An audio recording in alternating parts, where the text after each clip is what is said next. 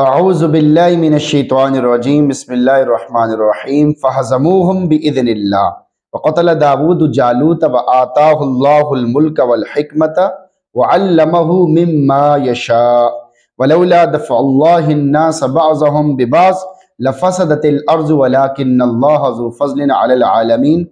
سورۃ البقرہ آیت نمبر 251۔ اللہ تعالیٰ کے حکم سے کافروں کو کھلی شکست، فہزموہم بإذن اللہ، پھر اللہ کے حکم سے مومنوں نے جالوت کے لشکروں کو شکست دے دی۔ وقتل داود جالوتا، اور داؤد علیہ السلام نے جالوت کو قتل کر دیا۔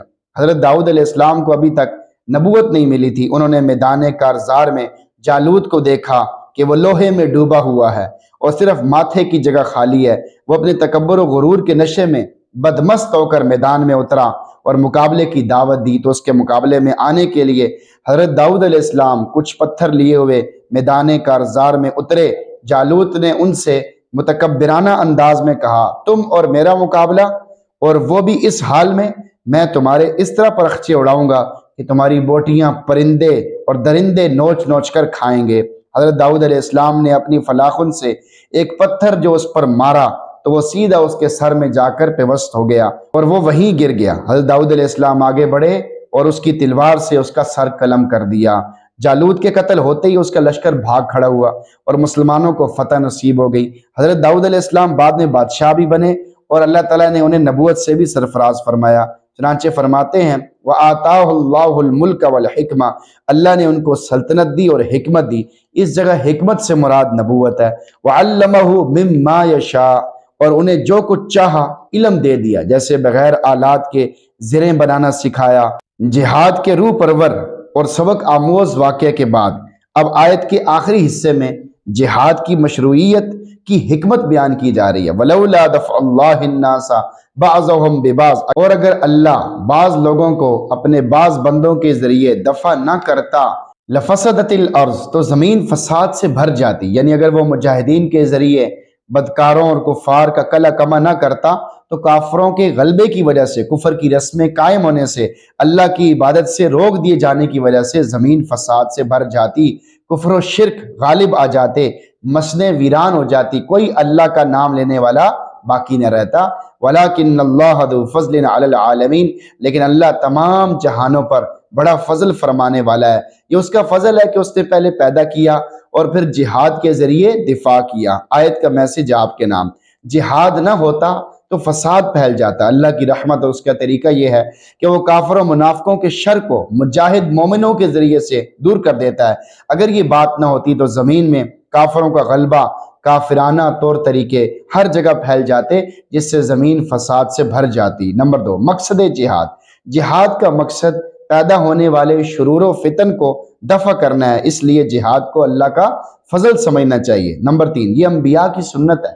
اس آیت سے یہ بھی معلوم ہوا کہ جہاد انبیاء علیہ السلام کی سنت ہے۔ نمبر 4، سارے جہانوں پہ اللہ کا فضل ہے۔ جہاد کا عمل سارے جہانوں پر اللہ رب العزت کا فضل ہے، لہٰذا اسے فضل ہی سمجھنا چاہیے۔ نمبر 5، ایسوں کی دعا ضرور قبول ہوتی ہے۔ اس آیت سے یہ بھی واضح ہوا کہ مخلص مجاہدوں، صبر کرنے والوں، قربانی کرنے والوں کی دعائیں قبول ہوتی ہیں، لہٰذا ہر مشکل، مصیبت، پریشانی کے وقت اللہ رب العزت کے آگے آہوازاری کے ساتھ دعائیں کرنے کی عادت بنائیں۔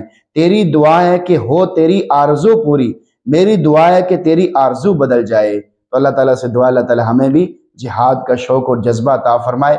آج امت کے ہر طرف ذلیل ہونے کی وجہ اپنے مقصد اصلی جہاد کو چھوڑنا ہے۔ ہر آدمی، عوام و خواص، وہ دین سے غافل ہوتے جا رہے ہیں، دین کی فکر کرنے سے غافل ہوتے جا رہے ہیں۔ عام لوگ وہ علماء کرام سے مایوس ہیں، علماء کرام وہ عام لوگوں سے مایوس ہیں کہ یہ تو مانتے ہی نہیں، ان کو ہم کیا سمجھائیں، کیا ان کو بتائیں۔ تو یہ بہت بڑی نادانی اور غفلت ہے کہ جہاد کو چھوڑ دیا جائے۔ تو کسی نہ کسی درجے میں جہاد کرتے رہنا چاہیے۔ نبی علیہ السلام نے فرمایا کہ جب تم میں سے کوئی برا کام ہوتے ہوئے دیکھے تو اس کو سب سے پہلے کیا کرنا چاہیے؟ ہاتھ سے روک دے۔ اگر اتنی طاقت ہو کہ ہاتھ سے روک سکتا ہے تو ہاتھ سے روک دے، یعنی اتنی طاقت اس میں ہونی چاہیے۔ یہ ایمان کے کمال کا درجہ ہے۔